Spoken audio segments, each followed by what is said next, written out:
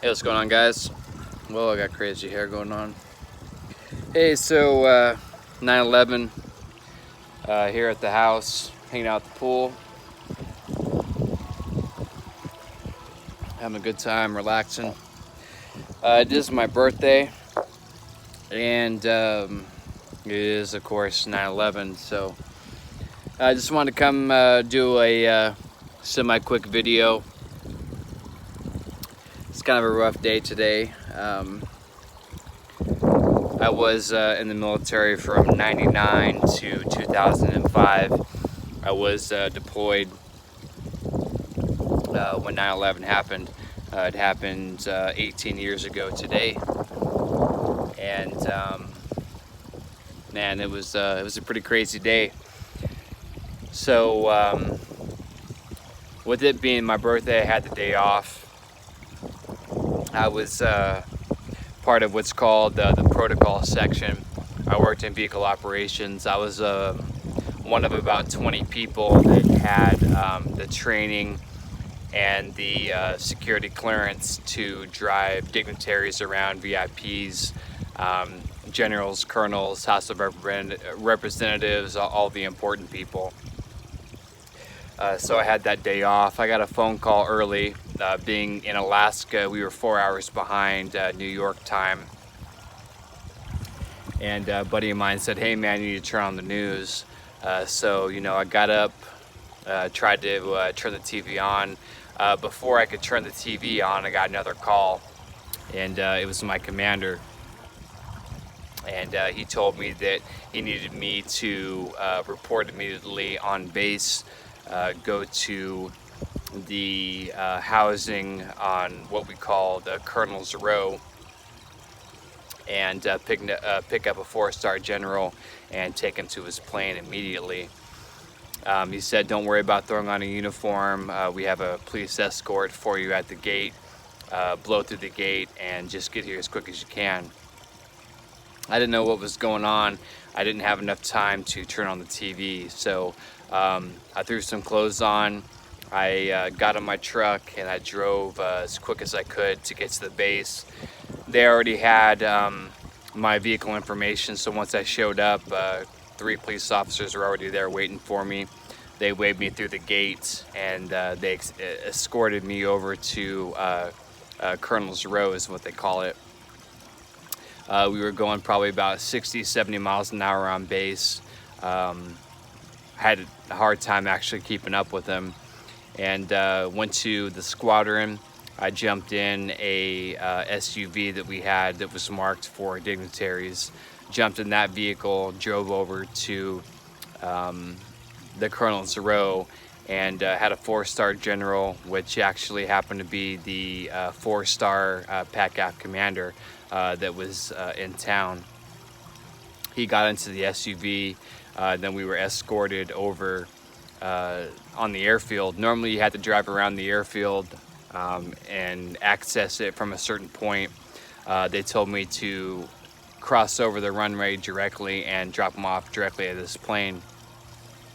I'll never forget the last thing that he said to me before he got out was, "As of today, airmen, the world will never be the same again." I got out, I opened the door, I saluted him.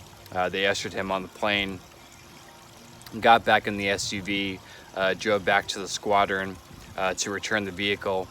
When I went inside to give them back the keys, everybody was in the conference room and the TV was on. That's when I saw the plane hit the second tower of the World Trade Center. That's when I knew what was going on 18 years ago today, which is the worst attack that's happened on United States soil, probably other than Pearl Harbor. So I sat there in awe, just not even comprehending that this was really actually happening. We ended up sitting there for a little while watching the news, watching everything unfold. About 30 minutes later, our squadron commander come in and issued out orders. I had orders to go to Mongul, over there at the desert as support. I was supposed to leave in 2 days, so got my orders, went home, packed up my bags, and headed over to the airfield to take off. Once we were there, we got issued all of our desert gear and everything, and ended up getting sent over there, deployed. It's a whole different world over there, a whole different ball game, and a bunch of things that I saw over there that I'll never forget. I got pulled off of that deployment, then I got sent to Guam.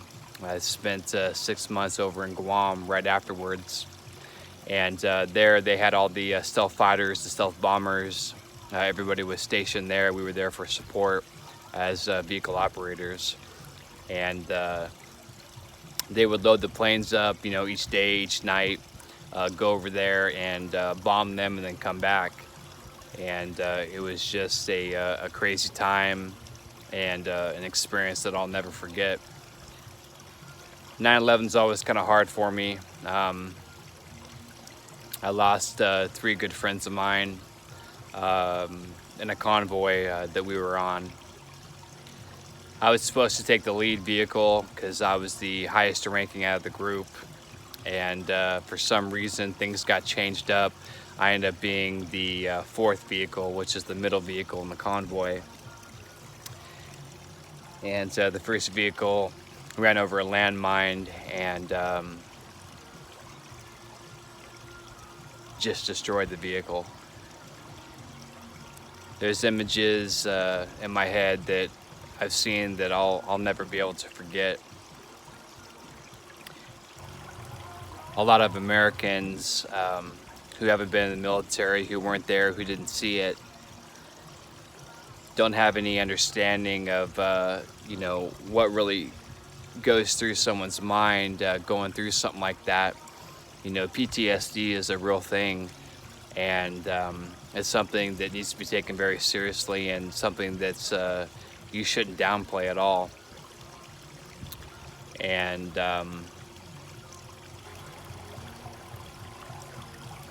it was just a bad, tragic day for us.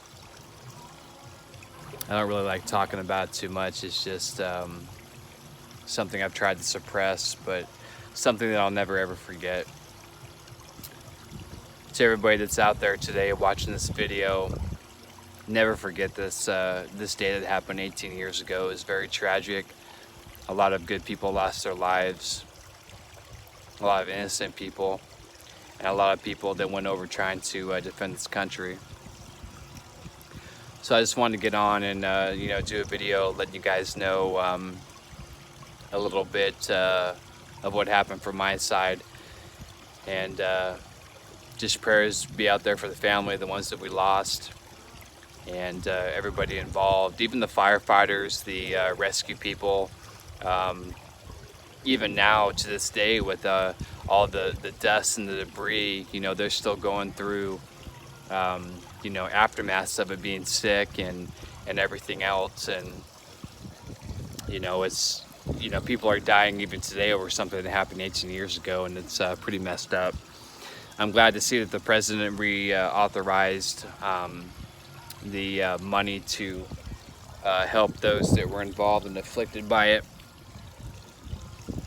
So anyways, guys, so that's my 9/11 story. I do appreciate you guys checking out my videos, and just remember today, don't ever forget it.